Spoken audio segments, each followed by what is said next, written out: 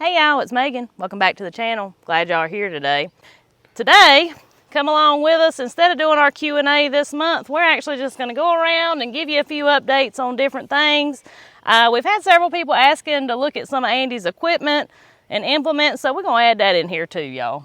Yep, so first though, we're going to show y'all that Maggie's flower garden's doing its job. That's right, it really is. Look here.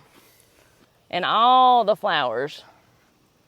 Every sunflower's loaded. Actually, that one earlier this morning was more bees on it than that right now. And boy, they are just a-working. But come back, when you step back, I'm not sure the camera will pick it up, but when you step back and look at all this, you can see bees just buzzing everywhere around these sunflowers. And they're out there in our garden on their cucumbers like that. They're up there on the torn tassels. I mean, that place right there is very active. It's hopping. Look at all the bees flying around there. With bees this morning. They're everywhere. But I think first we're going to go around and kind of give everybody a quick update on all of our animals, because we hadn't really showed. We've been so busy in the garden, we ain't really showed much of the animals lately. The old steers here, we need to walk down there and feed them. They're waiting on me. Y'all can hear them talking to me. Considering their rough start. They were stunned when we got them. And you know, they haven't had a ton of grass. They're living on pretty much hay and feed. They look really good. And then the old fat goat, of course, he's fine. Lovey's always fine. The chickens are still in the yard for now. And it's working out fine. I mean, the yard's about dead anyway, so they ain't hurting nothing. We still haven't completely decided if our little Wheaties are roosters or hens. I'm thinking the little white one is probably a hen, but the little brown one, I haven't decided yet.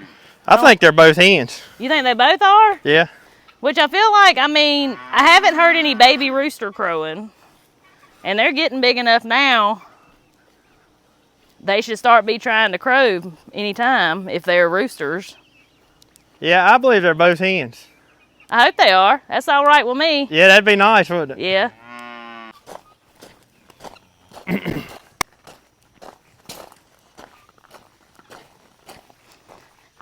And for those of you that may be new around here and wonder about Lovey, the goat, we used to have goats, like 12, 15. I think one time we even had as much as 18, best I can remember, years ago.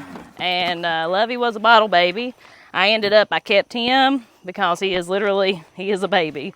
And I kept him, and I kept a billy goat that we had since he was a baby. He was old. He was really old. Andy's had goats here even back when his grandpa lived here. And I just couldn't bring myself to get rid of him. So he's the king of the pasture. I think the steers kind of halfway think they're goats too. But Lovey is literally nothing but a big fat baby. Is that right, Lovey?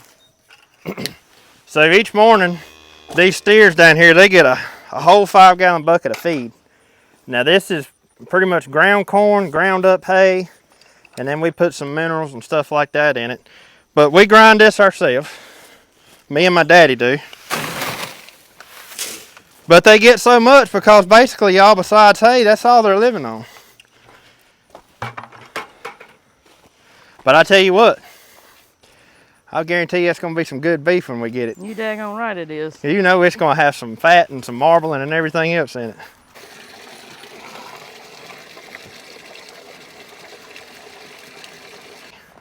So let's go out here. I need to feed the pigs, and we'll kind of give y'all an update on the pigs. If we can find them. Yeah, I bet they're out in the woods, but you never know. They may be laying up out here in the building.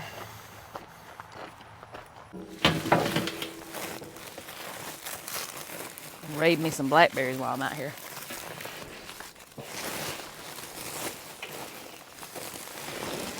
Come on, piggies! And the same thing with the pig feed. That's ground corn. Yep. They said it is too hot. They ain't coming out here. They may not.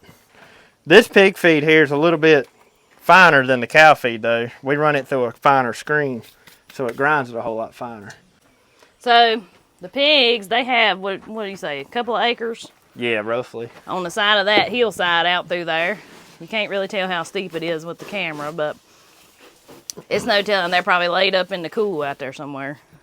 Well, we can walk out there and find them after I get their water is filled up.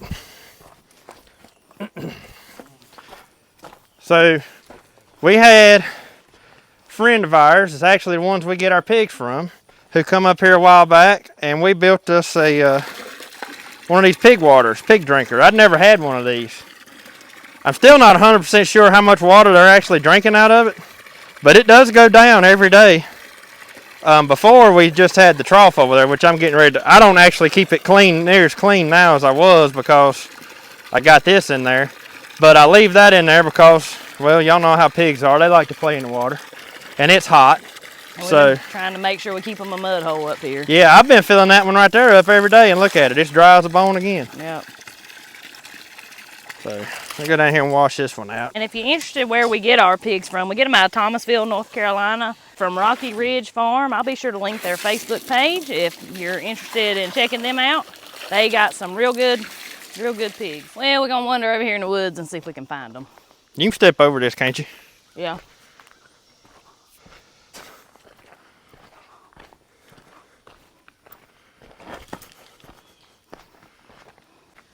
People say and rave about how good goats are at cleaning out woods. Goats are pretty good at cleaning out woods. But if you really want them cleaned out, boy, get you some pigs and put them on it. This right here used to be so thick you couldn't walk through it. I tell you what, they're growing. They're looking good. I'd love to know, I tell you what, a pig's got a tough nose. Look at this. Out in here in all these the dry ground and all these rocks. Look at what they've done. Hey, piggies. Look at that one, boy. She's pretty. Look at the one behind you. Yeah, boy. Come on, you ain't gonna eat my toes. Get. But yeah, they've grown a lot probably since the last time we showed them on camera. Hello. I wouldn't be afraid to say them some of the prettiest batch we've had. Yeah. So far, anyway. And they're all like uniform. There's no little ones in here. That's what that raw milk does for them. That's right, milk and eggs. Milk and eggs. Y'all got some food up here. Yeah, I filled your trough up. Yeah, this one right here really is a nice one, ain't it? Yeah, it is.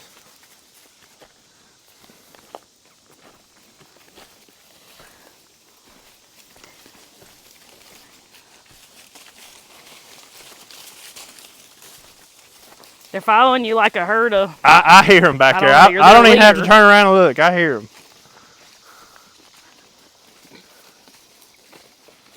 Now, how come y'all didn't come running when I was hollering for you?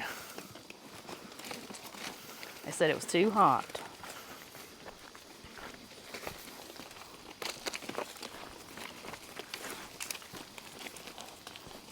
I love pigs. I think if we didn't have nothing else, we'd at least have a pig or two.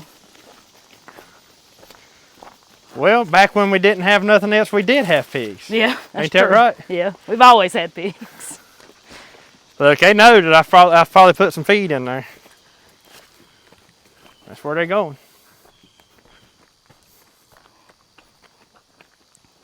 In my opinion, a pig is probably the best animal you can have if you're trying to raise your own food. Because you get pork is easy to cure, so you can store it well. You can do so many different things with pork.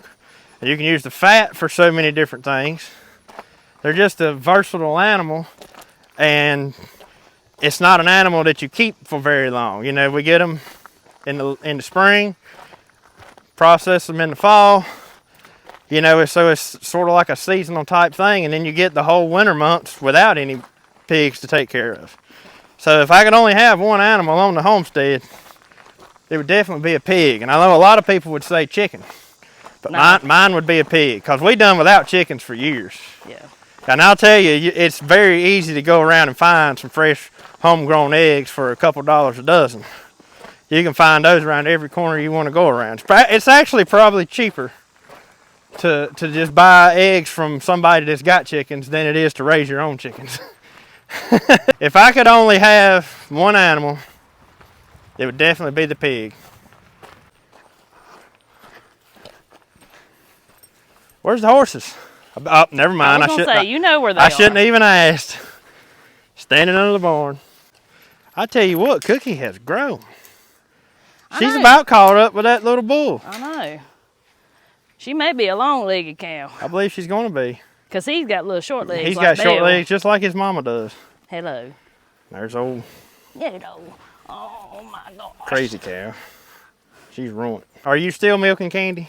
Not right now. So I quit milking her a couple weeks ago. Yeah. When it really started drying up, I really started noticing I wasn't getting, I mean, it would be maybe a quart of milk, which the calf is with her 24/7, which is intentional to give me a break because, you know, with the garden and everything coming in, it gets really overwhelming when you've got to cut out another 30 or 45 minutes in the evening. So I did leave the calf with her.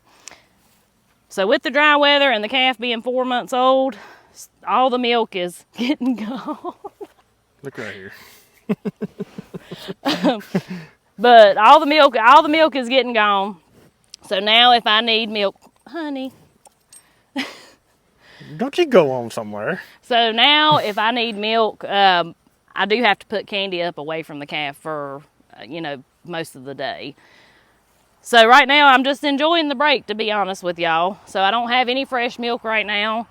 And I'm just kind of focusing on the garden. I'm keeping an eye on her udder and stuff to make sure that it looks like, to make sure that it doesn't look like she's getting mastitis or anything. But Cookie is doing fine taking care of the milk, so I'm not really concerned about that. And another thing about leaving the calf on her mama to drink the milk is how much better the calf grows. Oh, absolutely. You know, absolutely. That's one advantage to doing that. And one is just like the one, well, Maggie calls him Hamburger. It's just like him, you know. He got little short legs, but boy, he is Let's walk down stocky. here. You're so pitiful. Oh my gosh. This is Hamburger right here. That's Candy. That's Cookie. Cookie is Candy's baby. Hamburger belongs to Belle out there. Now, I haven't milked Belle any this year. She is terrible at calf sharing. She won't let go of her milk if she's got a calf on her.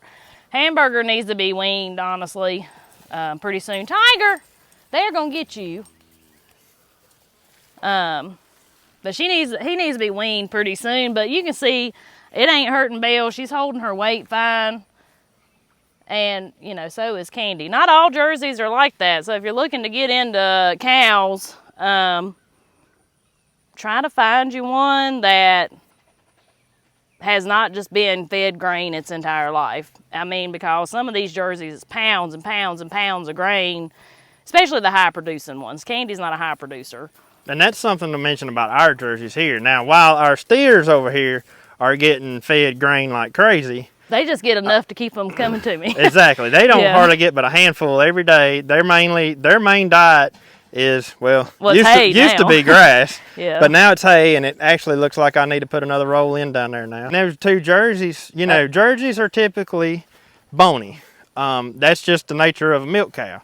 But actually, it's bad for them if they get too fat. Is it? Yeah, like you want to see the hip bones. Okay. Yeah. Well, but they're holding on to their weight pretty daggone good, considering that the grass is dried up and they're mainly getting nothing but hay right now. Yeah. But like she said, I think that's a lot to do with the genetics of the cow too. Yeah, oh, absolutely. You can't take a Jersey from a dairy that's been fed nothing but grain and turn around and try to make you a grass-fed dairy would never cow. do it. It would kill the cow. You would kill it. Yeah. Yeah, you would kill it. You'd starve it to death. Come here, Candy. Are you gonna come to me since Daddy's down here? Probably not. Hey, baby. Hello, beautiful. Look at Hello. Hello. Megan, these are your pets here, ain't they? Yes. Look at, well, Belle, what are you doing? Are you actually going to Andy? Are you going to come to me? Hey, baby. She said, where's my treat? So I don't care what nobody tells you or what Andy tells you. Cows love to be talked to like that. Don't you, honey? Yeah, my sweet baby.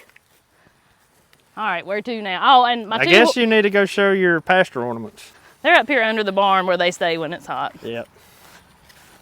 So I've got two horses, and you've probably seen them in different videos. They're both around 30 years old or a little older. They're here till their dying days. They're living the retired life now. That was in the marriage contract when That's me and her exactly got right. married. The only way I was getting Megan was I was getting the horses too. Yep, that's right. So here they are. But when it's really hot outside, they don't stand out here and eat all day. They come out when it starts cooling off late in the evenings, and the rest of the time they will stand right up under that barn up there. Quasi, the red horse, he's a quarter horse. And then Ty, the bay horse, he's a Morgan paint cross. And yes, they do wear fly masks in the summertime to keep the flies out of their eyes. So Ty is technically my horse. Quasi is Megan's horse. This one's Quasi, this one's Ty. I've had Quasi since he was 3. He was almost 4 when we got him, and now he's almost 30. I've literally had him most of my life. That's something, ain't it? Yeah. That's a long time to spend with one animal. Yep. And the funny thing is, like... He's still pretty, too. Like, look at him how he shines. Hey, I work for that. I work for that. I know you did. I have to feed them now where they've gotten on up in age. They do have to eat a special, like, senior horse feed. Yep, Megan would just as soon take care of her horses as she had herself. Oh, absolutely. You would put them horses way before yourself, wouldn't you? Oh, yeah. You can ask Andy. Like, I'm tight as a tick with my money, but if it comes She goes and buys the most $100 feed I've ever seen for these horses. Well, like I've said, and people probably heard us in other videos, you know, everybody got to waste their money on something. Like, it could be a cruise, a nice vacation, a brand new car. You waste yours on horses. But they're still right there. So, next thing I guess we'll talk about in this video will be our implements that we hook to the tractor, because I know there's a lot of people who probably ain't going to be interested in this part of the video, and that's completely fine. However, if you don't know anything about tractor implements, I feel like this may help some people too. All right, to start with, so all of this right here that you see is the fertilizer attachment that goes on the Kubota over here, the Kubota cultivating tractor. I just hadn't put it on because I do have the fertilizer attachment on the 140, so I haven't took the time to put this one on yet. Laying down on the ground is a bunch of different plows and stuff that go on the Kubota. And so right here is the corn planter that we use when we're planting our field corn. We've planted our garden corn, we've planted peas, we've planted beans, we've planted all that stuff with this planter. They make different plates that go inside the planter so you can customize it to do whatever type of seed you're wanting to plant. Then right there, this little attachment is something that we only use when we're planting potatoes. It's a middle buster, I guess is what you would call it, but it hooks up to the fast hitch on the 140 just like the planter does. And we use it to lay off a row, put our potatoes in it, and then we go back and, we put the potatoes in it, go back and cover them up with dirt. All right, so y'all have seen most of the tractors, so we're not going to really talk about no tractors or anything. And if you hadn't seen that video of the full tractor tour, I'll be sure to Yeah, the only one that's not link included is the Ford 2600, which y'all have seen in the haymaking videos. Oh, this is obviously hay spear. You know, it would be hard to do what we do without a hay spear. It's just a simple attachment, but it just drives up into the bale. You pick the bale up and you can set it wherever you're going with it. If you're going to be feeding livestock round bales, like it's kind of... You kind of need it. And they also make a hay spear that goes on a front end loader too, and we have both. But next, we got a potato plow, which we just used to dig the potatoes out of the row. That just simply busts open the row and lays the potatoes out on the ground. This one right here is probably one that I couldn't hardly imagine owning a piece of land and not owning a bush hog. A bush hog is just used for so many things, such as mowing or whatever. And if you've got big acreage with open fields, in my opinion, you need a bush hog. But I've been using that one here lately a lot. We got what I call a boom pole, hog lift, whatever you want to call it. We basically just use these when we're processing our hogs, put them on the back of the tractor and lift up the hog with it. However, they are nice if you don't have a front end loader on a tractor. This is an option for picking up heavy things that, you know, that you just simply can't do by hand. So you get you a boom pole, and that's a much cheaper option than buying a front end loader. While you can't scoop stuff with it, you can at least lift heavy objects, you know, wrap a chain around something, lift a log up, lift something off a truck or whatever. Boom pole is really handy to have around. hay spear that goes on the front end loader. This right here is a cultipacker. I also have a 9-foot pull type cultipacker that I use the most because it's a lot heavier. It's got a double roller on it, and it does a lot better job than this little 5-foot one.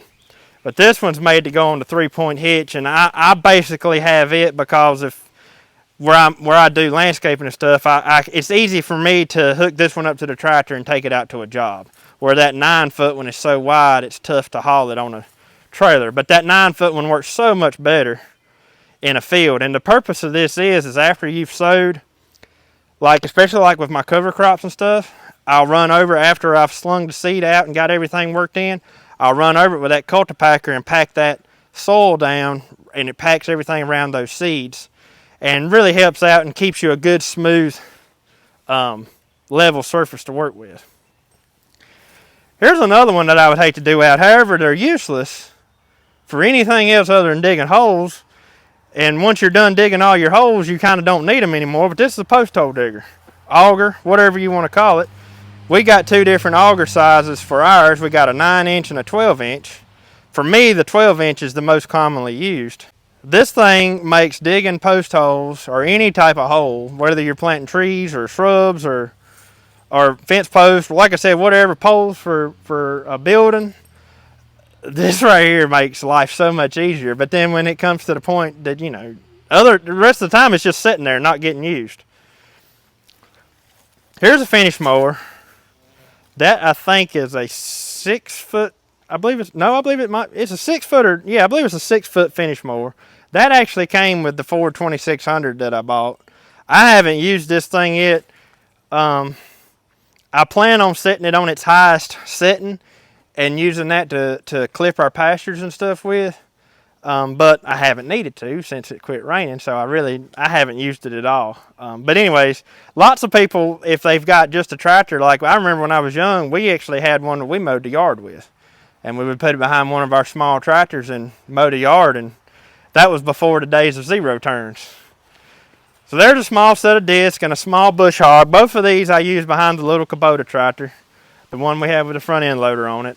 You know, disc, you just basically use those when you're working up soil for a seed bed. We've already talked about what a bush hog does. This is a fertilizer spreader, or you can spread lime, grass seed, whatever with it.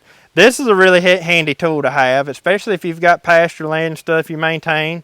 I use it when I'm doing my cover crops to sling the seeds out. Just makes life a lot easier using one of those versus trying to do it by hand, especially if you're trying to cover a lot of acreage. Then here I have a couple of small scrape blades. Both of those will go with that small Kubota. I don't really use a blade behind that Kubota much, but I do have them for when I need them. So we have, this one is a 5-foot tiller, and I run it behind the little Kubota tractor. We haven't been long bought it. But we also have a big 7-foot tiller, just like this, but it's 7-foot wide, that I run behind the bigger tractors.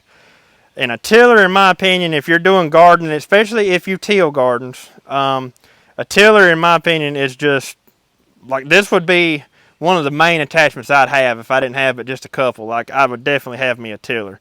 They make soil prep and everything so easy. It made my job easier, too. When I'm preparing yards and stuff, sowing yards, that tiller works up the soil so good. I mean, it just makes it so easy to level out a yard and stuff. But, so not only does it get used here on the farm, it also gets used for my work too. Then this right here is a drag harrow. I don't use it a lot, but it's just another implement that'll also serve like as what the cultipacker does.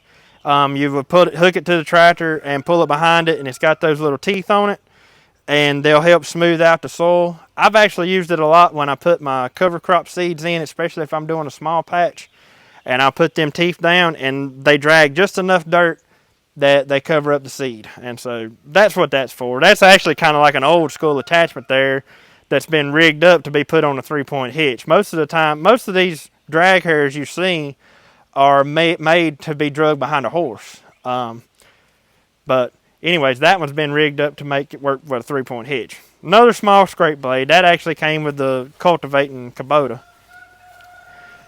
Then these 2 plows right here are what I call turning plows, moldboard plows, breaking plows, whatever you want to call them.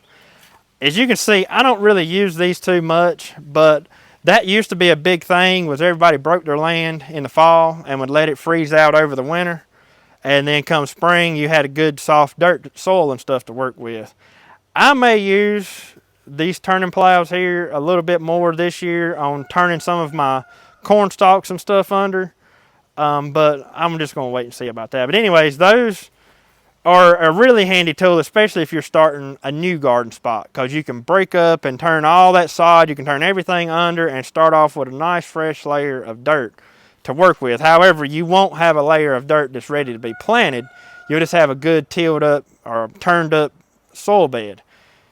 This would be the tool you would use to work it up after you've turned it. Use your disc.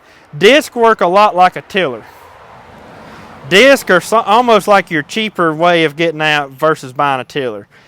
Or if you're covering a lot of acreage, disc work a lot better because you can just simply move over the field a lot faster with this than you can with a tiller. However, you may have to make multiple passes with a disc, whereas usually with a tiller, one pass and it's ready to go, as long as you've got a good broken up ground already. If I couldn't afford a tiller, I would definitely have to have a set of discs on my list. They are just indispensable when it comes to breaking up fields and stuff, getting them ready to plant. Back in the woods, sitting back there, you'll probably see them in the background. That's a couple of old stuff that Grandpa had that I don't use anymore. They're just sitting back there. That one in the back, though, is what you would call a fertilizer distributor. I don't know if you'll be able to get up there and look at that, but if you don't have a Farmall 140 or a Kubota cultivating tractor and you're looking for ways to lay off rows and put fertilizer in the row like I do with the fertilizer attachment on the 140, this is the other option. And this is what we always done when I was a kid. Before we never had fertilizer attachments for our Farmall tractors. And so not all of this thing is here, but you can actually find these pretty cheap on Facebook nowadays because people simply just don't use them anymore. But there would be a drive wheel that's back here, and it would turn the gear right there, and that in turn will spin the plate in the bottom of the hopper. It works just like the one on the 140, and you've got those hoses down there that would mount behind a shank, and it'll put the fertilizer in the row. So like I say, if you don't have a 140 or any type of cultivating tractor, and you want to do some field crops and you want to go ahead and have your rows laid off with the bed of fertilizer in the row, these right here are a good option for that. And as long as it's not eat up with rust, that's one thing you'll have to look for, because fertilizer does eat stuff up. But as long as it's not eat up with rust, I mean, there's not much to them. They're extremely simple to use. What are they called? We always called them fertilizer distributors. I don't know the technical name for them, but it's basically a set of cultivators, like a regular 3-point hitch cultivator with a fertilizer attachment on it. But yeah, they can be bought cheap. Because like I said, that was a big thing for tobacco farmers to have to lay their rows off with. And you know, a lot of that stuff kind of went away, but it still works good for the people who plant gardens to use that kind of stuff. Next, we got the 3-point hitch chipper here. This is another one of those tools that is extremely handy to have when you need it. But when you don't need it, it just sits here. You know, like ours may sit here for a year before we use it, but then when we hook it up and use it, it's nice to have. It's very nice to have. And it just simply chips wood. It's a Woodland Mills chipper. I think this is the 8-inch model, and as long as it's softwood such as poplar or pine, it will actually eat an 8-inch log. But you get into some hard stuff like some white oak and red oak, it don't like that. So then we have a set of what I call tilters right here. Some people call them spring tooth harrows, spring tooth plows. I mean, I've heard all types of names for these. We actually have 2 sets. This is an old set that my grandpa had that are fairly wore out. We have another set right up here that's a lot newer, which we'll get to those in just a minute. This is a box blade. If you're doing any kind of dirt moving, working on gravel roads, stuff like that, box blade is indispensable to have. You can move a lot of dirt with a box blade, especially when you have everything adjusted right. Back over there in the woods is something that is obvious I don't use very much, and that's just like a spring tooth rake. And I bought that thing simply for when we cleared all this land back here. I bought it to help drag the roots and the rocks and everything off the field. and I would have it angled, and I got everything kind of in a windrow, and then I would push that windrow up into a pile and scoop it up. But yeah, I mean, since then, I don't think I've used it at all since then. Matter of fact, I think I might have let somebody borrow it at one time and they used it, and I don't believe it's been used since they brought it back. But it's a really good tool if you're clearing land and you've got a lot of roots and rocks and stuff like that that you need to get cleaned up. Here's another one that I've never used. I bought this one strictly for the landscape business, and I haven't used it since. I haven't used it since I bought it. But this is a pulverizer, 6-foot pulverizer, and its job is basically smoothing up like yards and stuff after you've had a bulldozer or something clear them off. This thing's got teeth on it. It'll bust up the ground. Then you've got the roller that packs everything back down and basically creates a nice seed bed for to sow a yard. This is not something you would typically ever need on a homestead or a farm or something like that. This is more or less like a landscape type tool. Here's another one that I bought that I really thought was going to just, and it does a really good job. However, I still prefer a box blade over this. And this is a land plane. Lots of people use these on driveways to smooth up gravel driveways. And I guess if you have a lot of gravel driveway to maintain, then this would probably be a better option than a box blade. However, you can do everything with that box blade that this thing right here will do. But what this one's advantage is it doesn't move gravel. So the gravel will flow over top of those blades and pretty much just fluff up the gravel, whereas that right there is going to halfway like drag the gravel. I also bought this for my business more or less because we don't really have a lot of gravel here that needs a lot of maintenance on it. I bought this so I could simply do work for other people working on their driveways and gravel roads and stuff like that. Next one sitting over here is a core aerator, plugger, whatever you want to call it. This is also another one that I use in the business. Unless you just was able to pick up one cheap, there's not much use for one on a farm. I have actually aerated our pastures with it before and then go back and reseed. And I'm probably going to do that again this fall, as long as the weather cooperates right. But, these things aren't really, there's not a lot of use for one on a homestead. So, like, if you've got a farm or a homestead, something like that, unless you're just able to pick it up cheap, it's probably not nothing anybody would ever be interested in. So this one here is what we used to use to cultivate our gardens with before we had the 140. This one, basically, you can change out your plows on it just like you do on the 140. I've got rolling cultivators mounted on it right now. Obviously, you can tell it hasn't been used in a very long time. But it's mounted, let's see if I can pick it up. It's mounted to this toolbar here. And these can be adjusted. The row width can be adjusted. Then you got these on the outside that plow out the tracks. This is also something that can be picked up really cheap nowadays because you've got all these old tobacco farmers and everything that's went out, at least in our area. And plus, too, big farmers nowadays, they don't just do one row anymore. They're doing 4 or 5 rows of cultivation at a time, not one row. So this is another option here. If you don't have a 140, but you need a way to cultivate with your tractor, you can have something like this. And see, I could take these rolling cultivators off and mount shank plows. You can mount whatever you need to mount to it. You just have to find the brackets and stuff to do it with. If you get lucky, you can buy one that's got everything you need with it. However, if you don't get lucky, if you go around to a lot of old farm junkyards and equipment places and stuff, you can still find a lot of this stuff laying around. But once again, something like this can be picked up for fairly cheap. So we have the big scrape blade that goes behind my big tractor. I don't really use a scrape blade very much either. I used to do some snow removal and stuff, and I would use a scrape blade then. I do use it on cutting out ditches and stuff like that, but y'all, I hardly ever cut out ditches. So, this thing probably gets used maybe once a year. And here is a corn planter that's set up just like the corn planter for the farm all, but it's mounted on a 3-point hitch system. This was my grandpa's. I've planted many patches of sweet corn and stuff with this planter right here, and it worked good. The only reason I even picked up a planter for the farm all was because I found it cheap. and it makes it nice to plant with that Farmall because I know I was going to be going back and cultivating with the Farmall, so everything is set at the right road distance for me to be able to do it easily. Whereas this one, I'd have had to plant it with a 3-point hitch tractor, then go back with the Farmall, and they're set up at different widths, so it kind of makes it tough when you go to plow it.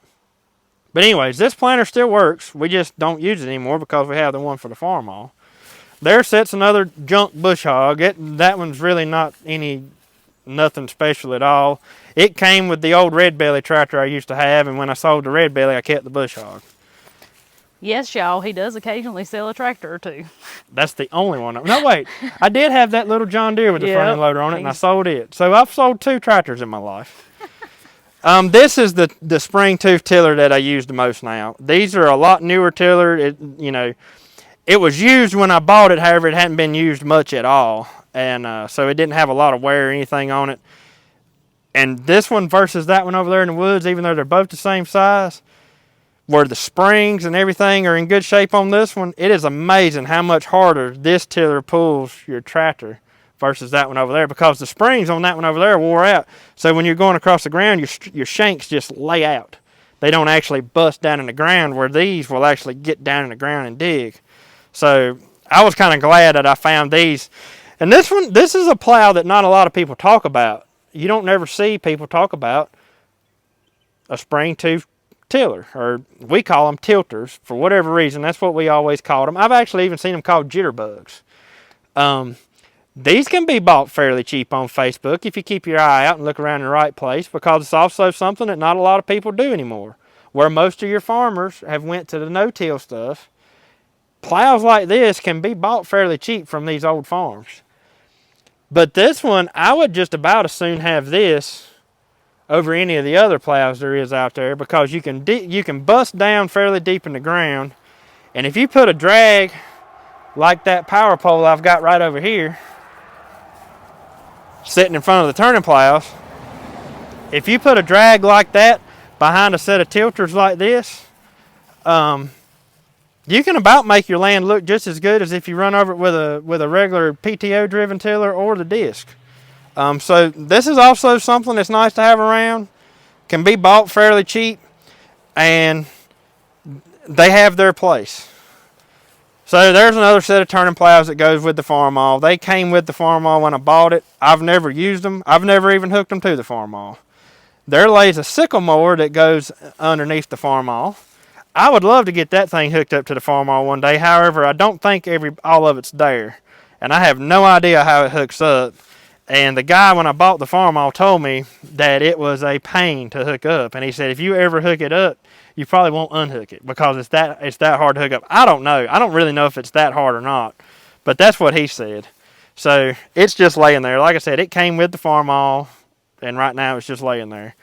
Another set of small turning plows. Y'all, turning plows are an extremely common thing around here. Like, it's nothing to go around to an old farm and see 4 or 5 sets of turning plows sitting around, just because they done a lot of turning land back in the old days. This one here is a set of chisel plows, and it does a lot like the tilters here, except these will bust down into the ground deeper. And another difference is the shanks are a lot more spread out. So when I'm tilting or chisel plowing through our cover crops, the cover crop itself will still go through here without getting tangled up around all those shanks. And you do have to have a bigger size tractor for these. My 50 horsepower 4-wheel drive John Deere, it's all it can do to pull them, especially if you're getting hard ground. If you're in good ground, it pulls them fair. But in hard ground, it's all that tractor wants. So, you do, and this is only a 5 shank. I mean, this is probably one of the smallest chisel plows I've ever seen. And it's still tough to pull them. I've only used them one time. This is probably one of my latest additions to our equipment we have here. And I bought these cheap too, because just like everything else, something that has to do with tillage can be bought cheap nowadays, because, like I said, most of your farmers have went to no-till stuff. And these smaller tillage type plows like this can be bought a dime a dozen nowadays. So I just happened to find a set on Facebook that was really close to us. I went and snagged them up, and I was like, you know, for no more money I paid for them, I'm sure I'll find a use for them at some point in time. So here is just basically stuff that come with that John Deere cultivating tractor, the 1010. As y'all know, the 1010 is not in what you would call running condition, but the plows, these are the plows, the belly plows for it. I had to take those off so I could work on it. Once I get the thing back in decent shape, I'll put those plows back on there, but y'all know that's kind of at the bottom of my to-do list right now. And this is the plow that mounted on the back to plow the tracks out for the tires. All right, so we're almost done with the equipment. I promise y'all. You're probably getting tired of us hearing me talk about equipment here. But let's go around to this right here real quick. This is my disc mower. This is what we used to mow hay with. Those little blades right there, they spin extremely fast and mow the hay down. This particular model works good on a smaller tractor like what we have. It fits my 50 horsepower tractor perfect. I mean, it's like they're made for each other. They just go well with each other. This here is another small pulverizer I have, basically used for the landscape business. Once again, there's no use for a homestead or anything like that to have one of those. This is a piece of junk that I picked up along the way that's going to go to the scrapyard at some point in time. Then here's the grapple that goes on the front end loader. Now this one, if you've got a front end loader on a tractor and you have the quick attach for the front end of it, you will not regret buying a grapple. That is the handiest thing you could ever ask for. So then I still have my hay tedder sitting out here. I hadn't put it up yet, but this is what scatters the hay around and makes it to where it'll dry for you to get it ready to bale. We're getting down to the end of the equipment, y'all. At least I think we are. I don't think I've missed anything, but this is a hay rake. This is what I use to put the hay up into a windrow. This is a New Holland 256 roller bar rake. Guys, this is another thing. If you're looking into doing your own hay, these roller bar rakes right here can be bought fairly cheap nowadays because people have went to these bigger and better type rakes. But these things are hard to beat. If you're looking for a good hay rake, find you one of these right here. And there's not a lot that can actually wear out on them. And if you do wear it out, everything on it can be replaced. But that's a good rake for a smaller size tractors and stuff like that to work with. And they're, like I said, they're cheap, they're simple, and they work. They do a great job. There's been millions of acres of hay around here raked with one of these rakes like this. And then last but not least is a electric 12 volt sprayer that I've got rigged up on an old carryall frame. And I mean, that one's also something I use for the landscape business. I don't do anything around here with the sprayer because, as y'all know, we don't really do much spraying around here. But I think that's it. Like I said, up at our other place there, we have the 9-foot cultipacker, and I also have a subsoiler up there, which is just one big long shank that goes way down in the ground and busts up your hard pan. It's not much to that thing. Like I said, it just hooks to your 3-point hitch. Got one long shank. You use it to bust up the soil real good. And that's not something we use very often either. But I have run it through those fields up there a couple of times.